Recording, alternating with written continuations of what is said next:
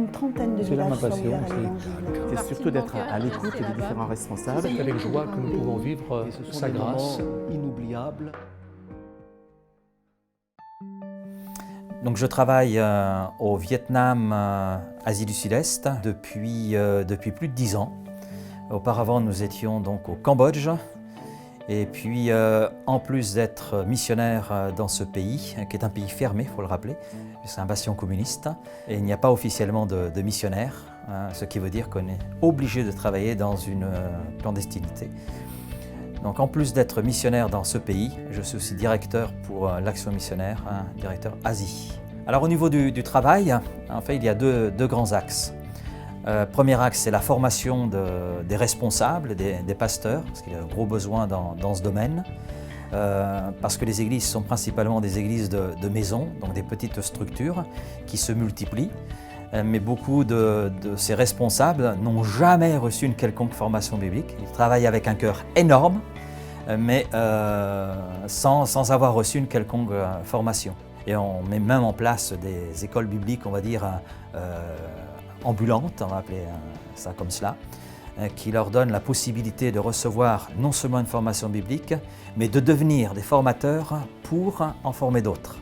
Parce que le missionnaire ne sera pas à vie au Vietnam, donc l'objectif est de former des gens qui en formeront d'autres. C'est le principe de 2 Timothée 2.2, ce que tu as reçu de moi Timothée, enseigne-le à des hommes fidèles qui l'enseigneront à d'autres. Et puis l'autre axe de travail, c'est le programme ESC, Éducation Santé Communautaire.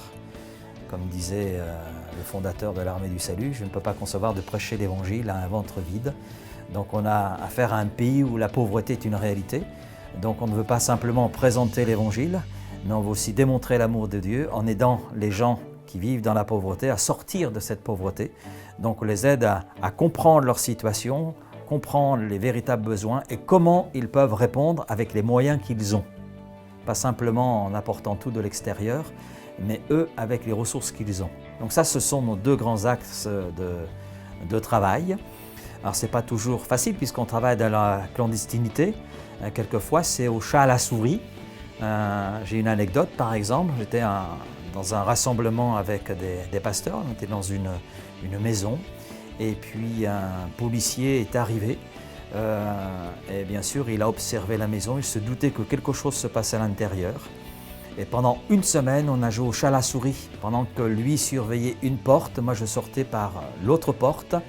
Et le lendemain, il était à la 2e porte et je recevais un message sur le téléphone, porte 1. Donc je savais qu'il était à la porte 2, qu'il fallait que je passe par la porte 1. Et on a joué comme cela au chat à la souris pendant toute 1 semaine.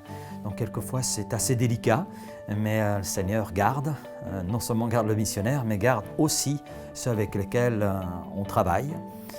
Quelquefois, Dieu nous étonne même. J'avais rendez-vous avec un groupe ethnique que l'on appelle les mal-aimés de l'Asie.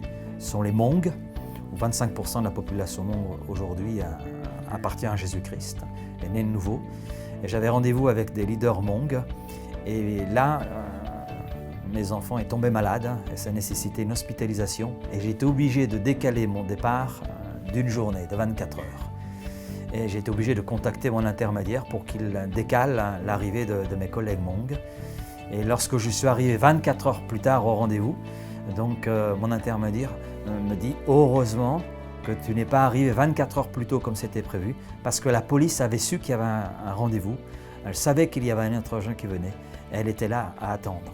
Et comme tu as décalé de 24 heures à cause de la situation de ton enfant, on a vu la grâce de Dieu par ce moyen. Mes collègues Hmong n'ont pas eu de problème et moi non plus. Lorsque l'on travaille avec un groupe, il faut aussi penser que tous ne savent pas lire et écrire. Donc il faut prévoir du matériel qui soit assez simple, matériel audio, matériel écrit pour ceux qui savent lire, simplifié aussi parce qu'il y a un niveau scolaire.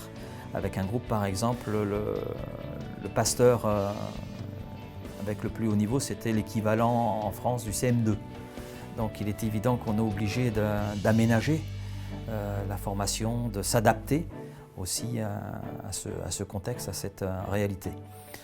C'est pour cela qu'on a mis en place des classes d'alphabétisation pour permettre à ceux qui ne savent pas lire d'apprendre à lire, d'apprendre à écrire, à compter.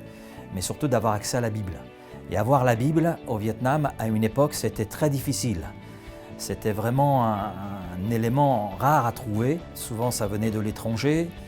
Et quand ça arrivait, que la police avait vent qu'il y avait des Bibles qui arrivaient, elles étaient confisquées et c'était fini.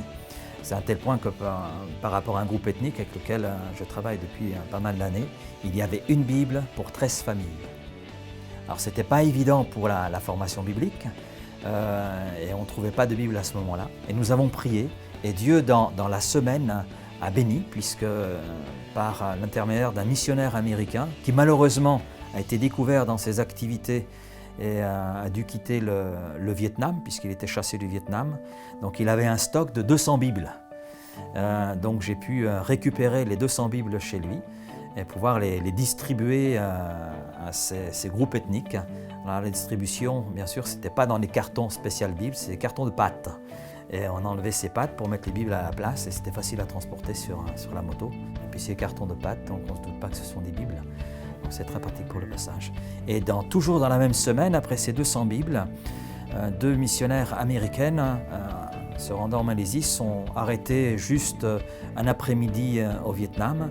Et par un concours de circonstances, je les ai rencontrés. Et la première question qu'elles m'ont posée, c'est « Est-ce que vous n'auriez pas besoin de Bible ?» Et j'ai dit « Oui, bien sûr ». Et elles m'ont dit combien vous en voulez. J'ai dit tout votre stock, parce que le besoin en Bible est tellement énorme que je prends tout votre stock. Moi, j'ignorais le contenu du stock et en fait, j'ai pu avoir comme cela 200 Bibles. Donc, on arrivait à 400. Et dans le même temps, un ami qui est un homme d'affaires chrétien avait un séminaire en Thaïlande et il s'est trouvé au petit déjeuner. Il priait pour son repas et en face de lui, il y avait une jeune femme coréenne, une femme d'affaires, qui la veille avait fait un rêve. Sans connaître le Vietnam, elle a rêvé d'une ethnie au Vietnam et d'un besoin en Bible. Mais ne connaissant pas le Vietnam et connaissant pas l'œuvre de Dieu se faisant dans ce pays, donc elle dit Seigneur, il faut que tu places quelqu'un qui connaisse le contexte. Et comme par hasard, le lendemain matin au petit déjeuner, il y avait cet homme d'affaires chrétien juste en face d'elle. Et elle a reconnu que c'était un chrétien puisqu'il a rendu grâce pour son repas. Et ils ont parlé tous les deux. Et lui, il a expliqué qu'il travaillait au Vietnam, c'est un homme d'affaires. Et puis elle lui dit voilà le rêve que j'ai fait, elle lui a expliqué. Et elle lui a répondu mais je connais, j'ai un ami justement qui est missionnaire et il a besoin de Bible. Et je ne connais pas cette dame, elle a voulu rester anonyme, mais elle nous a offert 200 Nouveaux Testaments dans cette langue de ce groupe ethnique. Donc on a vraiment vu en une semaine la bénédiction de Dieu et c'est un encouragement pour ce groupe ethnique, un encouragement aussi pour nous dans notre travail. Le message que je laisserai pour ceux qui est peut-être un appel pour la mission ou qui aiment la mission, c'est de ne pas avoir peur. Parce que lorsque l'on a un appel, Dieu le confirme toujours, par les circonstances, par sa parole, par les dons spirituels. C'était le cas pour nous. Quand on est seul, c'est une chose, mais après, quand on a une famille, répondre à un appel, c'est pas toujours évident. Et pour nous, ça n'a pas été forcément facile parce que c'était partir dans un pays fermé avec 4 enfants. Le dernier, c'était un bébé. On partait à l'inconnu, dans un contexte pas simple. Et lorsque Dieu appelle, même si ça peut faire peur, il donne l'encouragement qu'il faut, d'une manière ou d'une autre. Ça peut être à travers sa parole, ça peut être à travers un don spirituel. Et ça fait vraiment du bien. Et quand on part sur ces bases, eh bien, on part avec une dose de foi qui nous permet d'aller de l'avant. Alors, vous entendez l'appel de Dieu, n'ayez pas peur, il vous donnera tout le nécessaire pour y répondre et pour être ce qu'il veut que vous soyez.